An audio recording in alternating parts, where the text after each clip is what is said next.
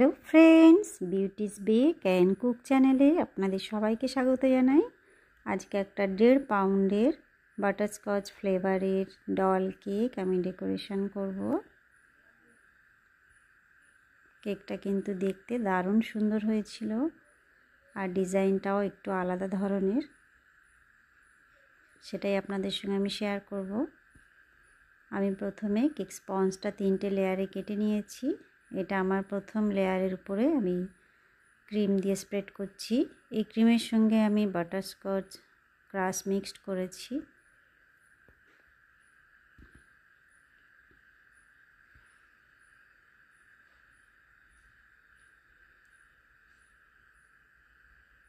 আমি সমানভাবে এটা চারিপাশে লাগিয়ে নিলাম। কিছুটা বাটারস্কচ ক্রাঞ্চের উপরে দেব। এইখানে একটা কথা বলে রাখি, আমি যে ভুলটা করেছি, আমি বাড়িতেই এই ক্রাঞ্চগুলো বানিয়েছি। যেভাবে আমরা বাদাম ছাপা বা চিকি যাই বলুন না কেন বানাই চিনি দিয়ে, সেইভাবেই আমি বানিয়েছিলাম। এটা হচ্ছে আমি কাজু বাদাম দিয়ে বানিয়েছিলাম। আমি চিকিটা বানানোর পরে সঙ্গে সঙ্গে তো আর এয়ারটাইট করে না, একটু জাস্ট ঠান্ডা করে নিয়েই সেটাকে এয়ারটাইট করতে হয়। আমি সেটা একটু লেট করে ফেলেছি, এয়ারটাইট করা হয়নি, এইভাবেই ছিল, যার কারণে চিকিগুলো একে অন্যের সঙ্গে সেঁটে গেছিলো। অ্যাকচুয়ালি এই জন্য আমাকে জোর করে এটা ছাড়িয়ে ছাড়িয়ে এর উপরে দিতে হচ্ছে। এই ভুলটা আপনারা করবেন না। জাস্ট একটু ঠান্ডা হয়ে গেলেই সঙ্গে সঙ্গে এটা এয়ারটাইট করে রেখে দেবেন, তাহলে এটা অনেক দিন পর্যন্ত খুব ভালো থাকবে, কোনো রকম অসুবিধা হবে না। তবে এটা ভুল করেও ফ্রিজে রাখবেন না, যেহেতু এর সঙ্গে চিনি থাকে, ফ্রিজে রাখলেই সেটা জল কাটবে। আমি এখানে কথা বলতে বলতে 3টে লেয়ারে আমি ক্রিম দিয়ে সেটা ক্রাম কোট করছি। খুব অল্প পরিমাণে ক্রিম দিয়ে ক্রাম কোটটা করছি। এরপরে আমি ফাইনাল লেয়ার দেব। ক্রাম কোট করে 10 মিনিট ফ্রিজে রাখবো। কেকটা সেট হয়ে গেলে তারপর এর উপরে ফাইনাল লেয়ারটা আমি দিয়ে নেব।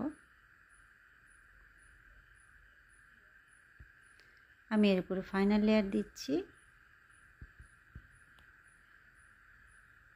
আমি কেকটা অন্য একটা বড় বোর্ডে শিফট করে দিয়েছি, কেননা বোর্ডেতেই আমাকে নামটা লিখতে হবে।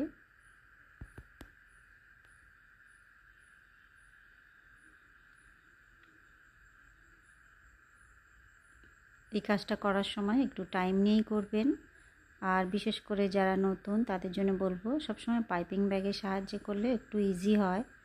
এইভাবে দিতে গেলে অনেক সময় কেকটা খারাপ হয়ে যেতে পারে।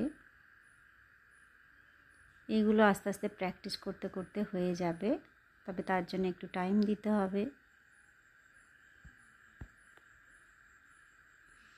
আমি এখানে একটু স্পিডেই দেখিয়ে দিচ্ছি ফিনিশিংটা, কেননা অতটা বড় ভিডিও হয়ে গেলে আপনারাও বোর হয়ে যাবেন দেখতে দেখতে।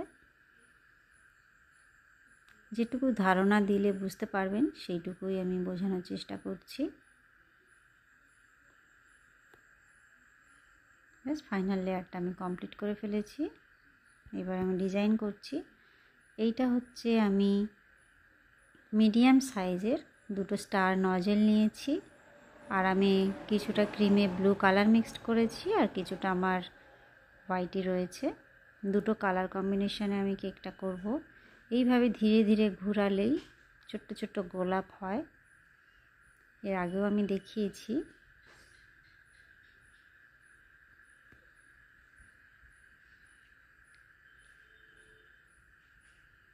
ডিজাইনটা কিন্তু খুব সুন্দর লাগে। 2-3টে কালারের এরকম ছোট ছোট গোলাপ দিয়ে পুরো কেকটা ভরিয়ে দিলে আরও সুন্দর লাগে। আমি এখানটায় বুঝতে পারিনি, আমার ক্যামেরা সেটিংসটা চেঞ্জ হয়ে গিয়েছিল, যার জন্য খুব বেশি ব্রাইট লাগছে। হোয়াইট কালারটা বোঝা যাচ্ছে না আমি কি করছি, তবে কিছুক্ষণ পরে আবার ঠিক হয়ে যাবে। আপনারা আমাকে মাফ করে দেবেন, এই জায়গাটা আমার একটু গড়বড় হয়ে গিয়েছে।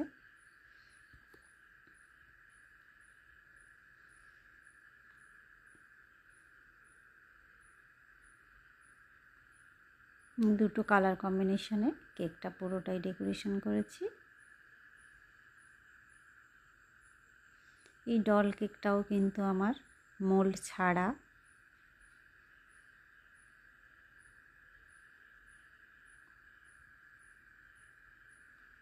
মোল্ড ছাড়াও ডল কেক কত সুন্দর লাগে দেখতে। জাস্ট একটু ট্রিক্স অ্যাপ্লাই করলেই সেটা হয়ে যায়। সব সময় যে মোল্ডের প্রয়োজন হয় তা কিন্তু নয়। আমি একটা ডল নিয়েছি, ক্লিন করে নিয়েছি, নিয়ে ডলটা মাঝখানে বসিয়ে দিলাম। যেহেতু এটা মোল্ড ছাড়া হবে, এইভাবে ক্রিম দিয়ে প্রথমে একটু বেস তৈরি করে নিতে হবে ডলের ড্রেস বানানোর জন্য। নইলে কিন্তু ড্রেসটা যদি ডাইরেক্ট করতে যাই দেখতে ভালো লাগবে না। এই কারণে একটু জাস্ট ডল থেকে একটু উঁচু করে একটা বেস বানিয়ে নেবেন। আমি এখানে এটা হচ্ছে R11 নজেল, আর যেটা সাদা ক্রিম নেব সেইটা হচ্ছে নূর R11। আমি দুটো নজেল ইউজ করেছি, এটা একটু বড় সাইজের। আমি জাস্ট একটু কাঁপিয়ে কাঁপিয়ে জিনিসটা করছি, দেখুন, তবেই এই ফ্রিলগুলো দেখতে সুন্দর লাগছে। আমি ডলটা সরিয়ে নিলাম, নিয়ে আমি উপর সাইড থেকে করব, যাতে ড্রেসটা দেখতে আরও বেশি অ্যাট্রাকটিভ লাগে। নিচে থেকে করলে কি হয়, এই ফ্রিলগুলো যেন মনে হয় একদম সেঁটে রয়েছে, কিন্তু এইভাবে উপর থেকে করলে একটু ওঠা ওঠা লাগে, দেখতে ভালো লাগে।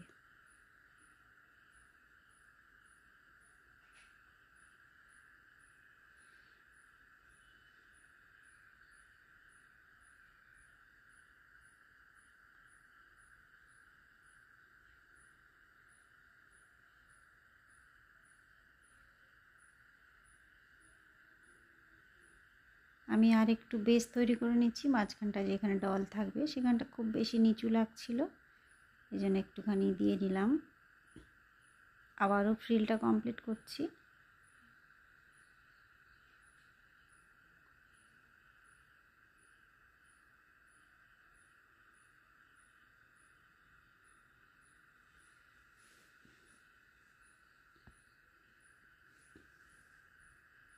ড্রেসটা কমপ্লিট করে ফেলেছি। এইবার আমি ডলের গায়ের ড্রেসটা করছি। এটা আমি সাদা ক্রিম দিয়ে করছি। জাস্ট পাইপিং ব্যাগটা ছোট করে কেটে নিয়েছি, আর যে ছোট সাইজের নূর R11 নজেল দিয়ে আমি ফ্রিল বানাচ্ছিলাম সেইটা একটা নতুন পাইপিং ব্যাগের মধ্যে দিয়ে দিয়েছি। পুরো প্যাকেটটা আমার তাহলে ক্রিম হয়ে গেল না, জাস্ট মুখের সাইডটা একটু হয়েছে। এই টিপসটাও আপনারা অ্যাপ্লাই করতে পারেন। প্রত্যেকটা প্যাকেটে কেন আলাদা আলাদা করে ক্রিম ভরবেন। ব্যাস, ড্রেসটা হয়ে গেল। এবার আমি বসিয়ে দিচ্ছি পজিশন মতো। এই তো দেখুন কেমন লাগছে।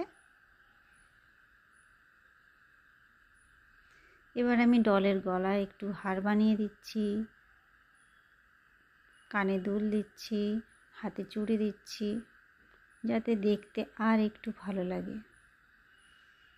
কেননা বাচ্চাদের একটা ভীষণ পছন্দের এইগুলো হচ্ছে ডল কেক, ভীষণ মজা করে তারা।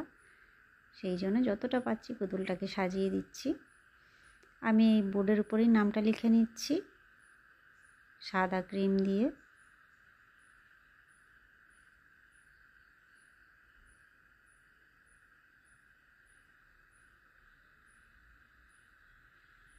হয়ে গেল নাম লেখাটা। আমি কয়েকটা সিলভার কালার সুগার বল নিয়েছি, নিয়ে উপরের ফুলগুলোয় বসিয়ে দিচ্ছি।